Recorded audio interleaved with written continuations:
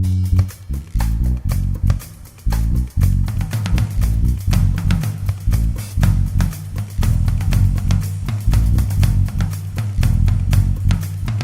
this time, we'll move right into our first presentation. Mr. Terrance Martin with the Michigan Education Justice Coalition. Good morning. Morning. And again, I'm Terrance Martin from the Detroit Federation of Teachers Office.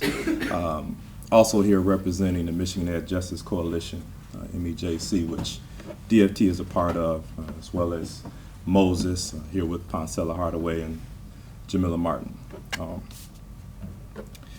So public education in Detroit, currently is at a tipping point.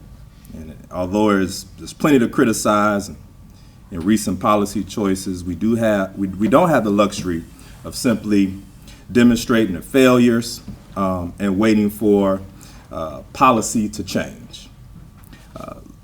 Legislation affecting Detroit schools will almost certainly come up during our lame duck session as policymakers attempt, to deal with the unclear status of Detroit schools, its governance, the fiscal crisis, and the future of charter schools here in Detroit. Worst case scenario, it could lead to a dissolution of DPS as we know it. Media has been full of elites weighing in on these issues and giving opinions about the future of education. But nobody has systematically brought together teachers, educators, parents, and students to talk about these issues, which those are the people who are directly connected to our schools.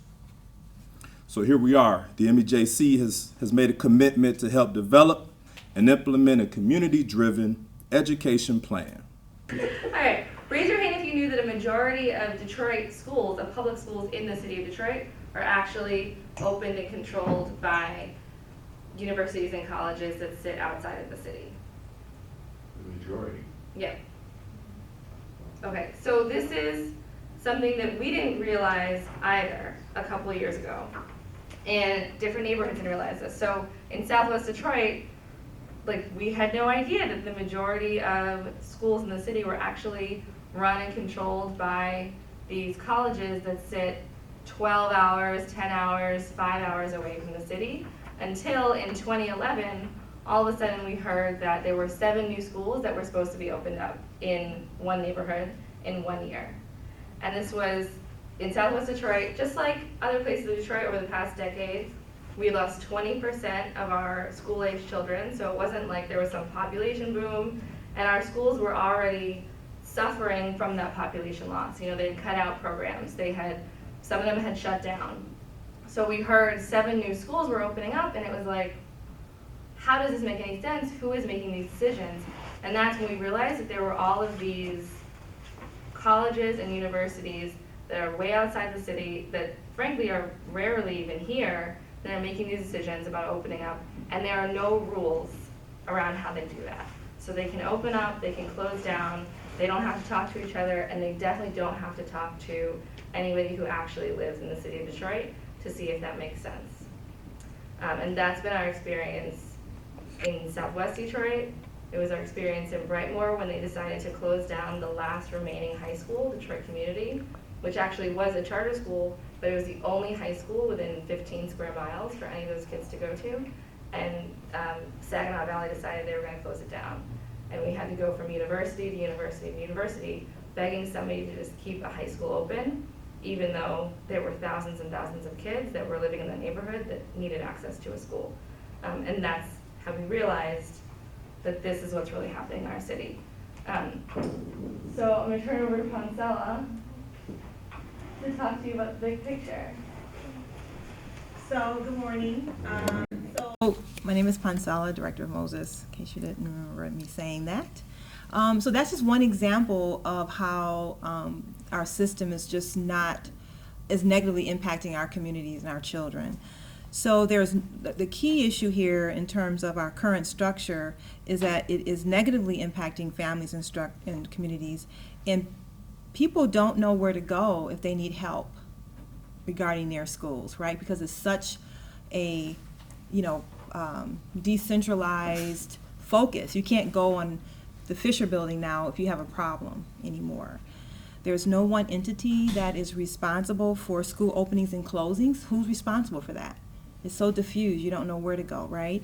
As you heard, you have to go, there's people making decisions outside of the city in terms of what happens within the city. So that's a problem. That's not what we're used to. That's not, parents need to find some place to go.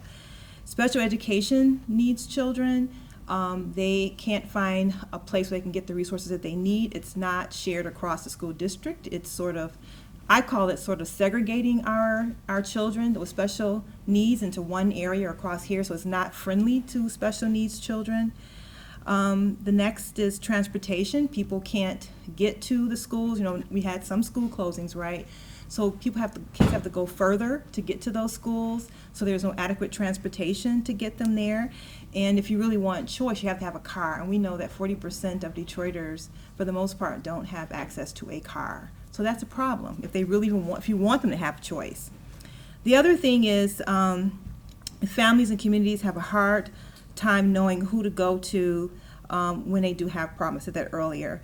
So we know that colleges and universities pretty much decide that. So if you want to go get help, you have to go to EMU or CMU. EMU is in Ypsilanti. They can barely get to the school in the city, and they got to go resolve an issue out someplace else, or Northern College, which I don't even know where that is, somewhere up north, right?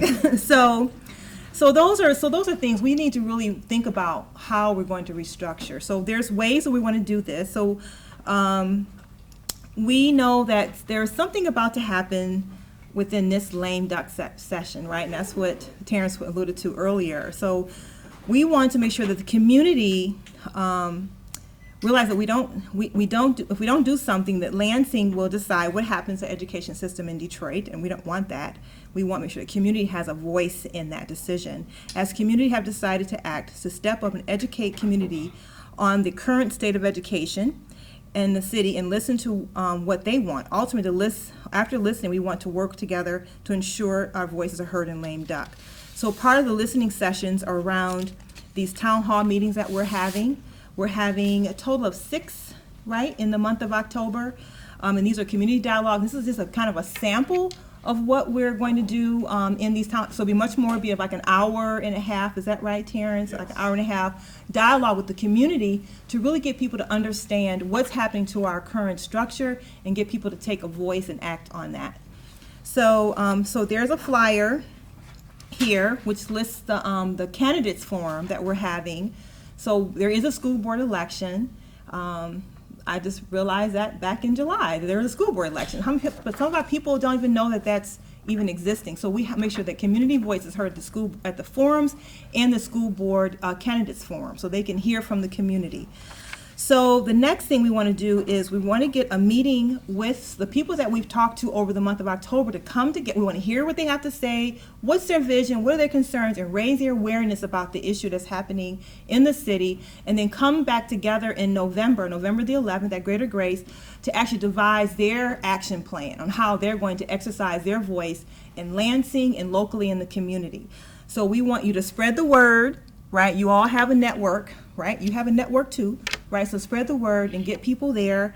And then we also, if you know people who have great stories about, not great stories, who have stories, heartbreaking stories about the education system, that they share that so we can actually start sharing, that we put a face on these policies that are being made, that people know that the decisions are being made in Lansing impact real people. So we want to make sure those stories are at the forefront. And I think there's forms available. Are there forms available for those stories?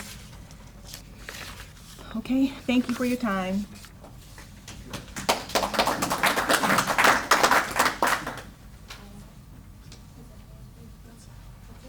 That's it?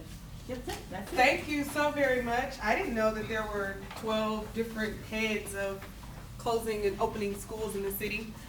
So thank you all for coming to share that information. We look forward to the flyers that are coming out that talk about the other forums that'll be taking place in October that we can attend and invite others to attend with us, especially our young people. It's often the high school students that are truly being affected by it. And some parents know, some parents don't know because they're not actually in school with them or they're out working. So it's our students that have to give the testimonies of not having books or sometimes don't even realize how disenfranchised they are being